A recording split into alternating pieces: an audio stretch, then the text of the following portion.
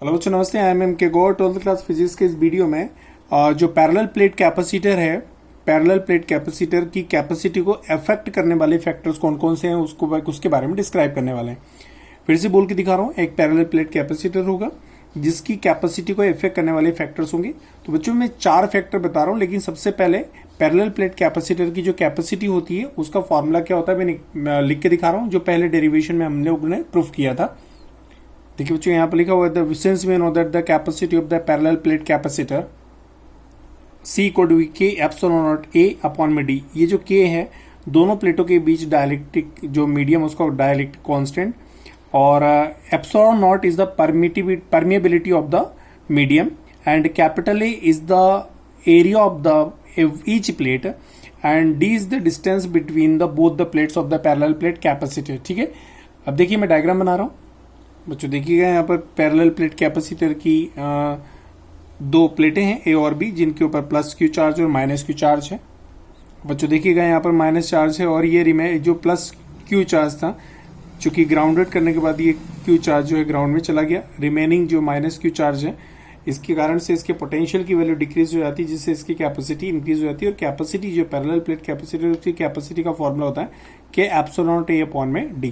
ये जो D है दोनों प्लेटों के बीच की डिस्टेंस है, ठीक है। और ये जो A है area of each plate, K medium का डायलेक्ट्रिक कांस्टेंट है।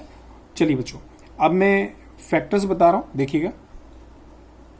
अब जो देखिएगा यहाँ पर अगर मैं एरिया और डायलेक्ट्रिक कांस्टेंट की वैल्यू बढ़ा रहा हूं मैं, तब जो है C कैपेसिटी भी इंक्रीज हो जाएगी, क्योंकि ये ऊपर है और जैसे ही इनकी वैल्यू इंक्रीज करते हैं वैसे ही कैपेसिटी इंक्रीज हो जाती है। लेकिन दोनों प्लेटों के बीच की जो डिस्टेंस अपॉन में है, तो ये अगर डिक्रीज करते हैं तो ये इंक्रीज होती है, ये इंक्रीज करते हैं तो ये डिक्रीज होती है। ओके, तो 3 फैक्टर तो मैंने बता दिया आपको, dielectric constant, area of each plate, area of the plate and D distance between the both the plates.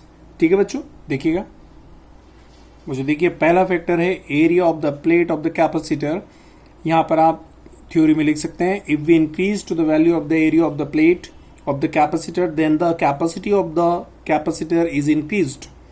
English में बोल के दिखा रहा हूं बच्चों, एक बार फिर से बोल के दिखा रहा हूं, देखिएगा। if the area of the plate of the capacitor is increased by which the capacity of the capacitor is also increased, मतलब जैसे एरिया बढ़ाते हैं वैसे कैपेसिटर की कैपेसिटी भी इंक्रीज हो जाती है। या फिर ऐसा बोल सकते हैं, अगर इनको सबको कांस्टेंट अगर सपोज करते हैं, ये कांस्टेंट है ये और ये भी, तो कांस्टेंट को रिमूव करके प्रोपोर्शनल सिंबल लगाएंगे, तो यहां पर हो जाएगा capacity is directly proportional to the area.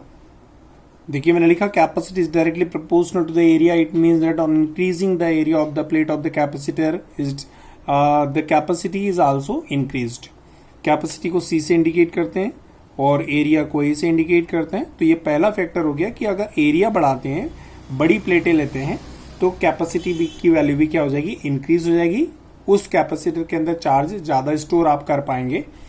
ठीक है, अब नेक्स्ट फैक्टर होता है बच्चों distance between both the plates. ये रही D, अगर ये डिक्रीज करते हो ये इंक्रीज होगी, ये इंक्रीज करते हैं तो डिक्रीज होगी। देखिए मतलब ये इनवर्सली प्रोपोर्शनल रिलेशन है।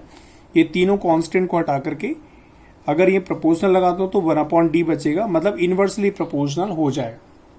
अब इसे इंग्लिश में बोल रहा हूं, the capacity of the capacitor is inversely proportional to the distance between both the plates. देखिए बच्चों लिखा हुआ है, the capacity of the capacitor is inversely proportional to the distance between both the plates, means that on increasing the distance between both the plates, इनके बीच की दूरी बढ़ा देते हैं, डिस्टेंस बढ़ा देते हैं, तो कैपेसिटी विल बी डिक्रीज। बच्चों देखिए लिखा हुआ है medium between both the plates, मतलब अगर दोनों प्लेटों के बीच में डायलेक्ट्रिक मीडियम रखते हैं तो कैपेसिटी की वैल्यू इंक्रीज हो जाएगी, क्योंकि ये डायलेक्ट्रिक कांस्टेंट ऊपर है। डायलेक्ट्रिक मीडियम रखेंगे तो कांस्टेंट आ जाएगा, मतलब K की वैल्यू हो जाएगी, K की वैल्यू ऊपर है, इसलिए कैपेसिटी भी क्या हो जाएगी, इंक्रीज हो जाएगी। कितनी इंक्रीज हो जाएगी मैं बता रहा हूं, देखिए ध्यान से। यदि स्टार्टिंग में without presence of any medium, मतलब मीडियम नहीं रखते हैं, तो उसकी कैपेसिटी C मानते हैं। ठीक है, और मीडियम रखने के बाद डायलेक्ट्रिक कांस्टेंट को इंसर्ट करने के बाद में उसकी कैपेसिटी KC हो जाएगी, K इंटू C, मतलब डायरेक्ट जो है उसका प्रोडक्ट हो जाएगा कैपेसिटी में, पुरानी कैपेसिटी में ओल्ड कैपेसिटी में डाइलेक्ट्रिक कांस्टेंट का मल्टीप्लाई हो जाएगा, जो भी डाइलेक्ट्रिक कांस्टेंट की वैल्यू है उसका मल्टीप्लाई हो जाएगा, और नई कैपेसिटी की वैल्यू क्या हो जाएगी, केसी, मतलब इंक्रीज हो जाएगी। ठीक है,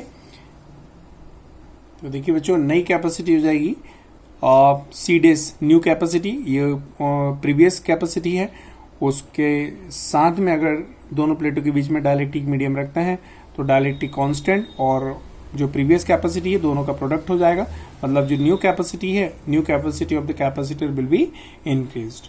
अब बच्चों मैंने ये तीनों फैक्टर बोल के दिखा दिए हैं, आपको समझा दिए हैं।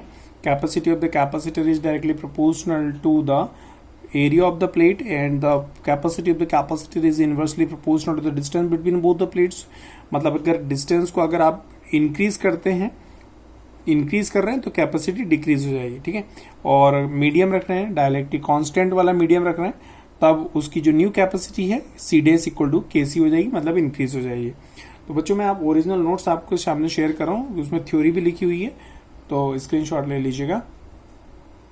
चलिए बच्चों, ओरिजिनल नोट्स हैं, देख लीजिएगा, स्क्रीनशॉट ले लीजिएगा।